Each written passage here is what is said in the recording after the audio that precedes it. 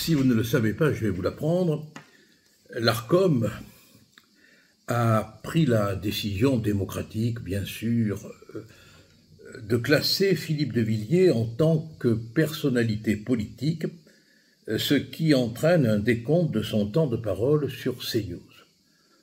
Philippe de Villiers n'appartient à aucun parti politique, mais l'Arcom, pour des raisons de limitation du temps de parole de Philippe de Villiers, a décidé de l'insérer dans un parti, dans une prise de position politique imaginaire. Philippe de Villiers a fait un recours devant le Conseil d'État et on attend de savoir ce que le Conseil va décider. Mais ce qui est absolument incroyable, c'est de constater à quel point l'Arcom est devenue une police politique d'État des médias. Et de voir à quel point elle cherche à limiter l'expression qui la dérange. De Villiers n'est affilié à aucun parti.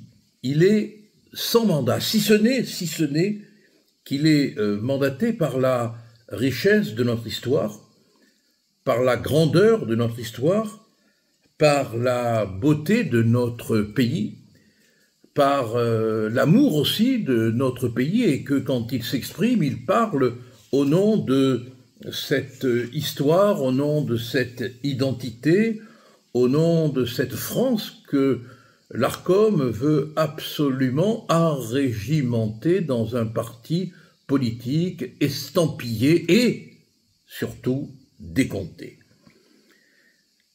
Toute parole aujourd'hui qui dérange, toute parole aujourd'hui qui essaye de dire ce que le gouvernement, au sens mais le plus large du terme, j'entends par là les gouvernants, veulent taire et réprimer, bâillonner. La réalité ne doit pas être la réalité. Au lendemain de la fête de la musique, M. Nunez a pu dire que tout s'était bien passé.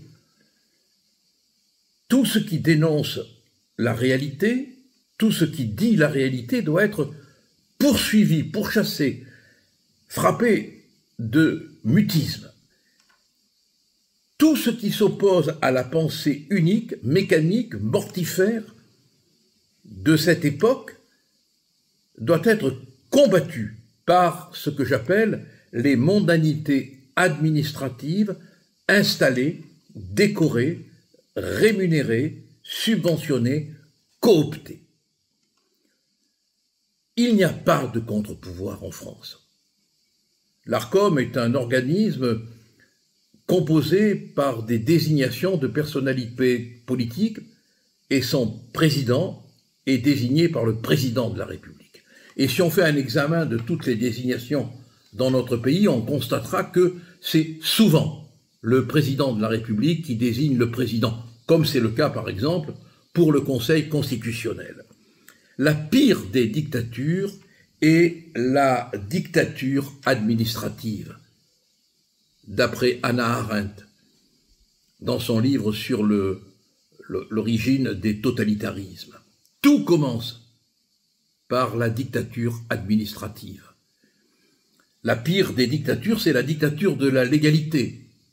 Au nom de la loi, au nom du décret, au nom de l'arrêté, au nom de l'organisme qu'on préside, dans lequel il y a 5, 6, 7 individus, même pas élus, on fait ce qu'on veut. Et on tyrannise. Et on tyrannise.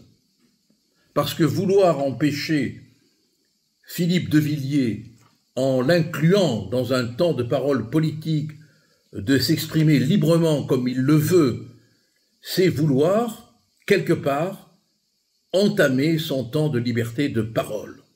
Mais, il y a une toute petite chose auquel n'ont pas pensé les membres de l'Arcom, c'est que même s'ils devaient parler moins, la qualité serait là.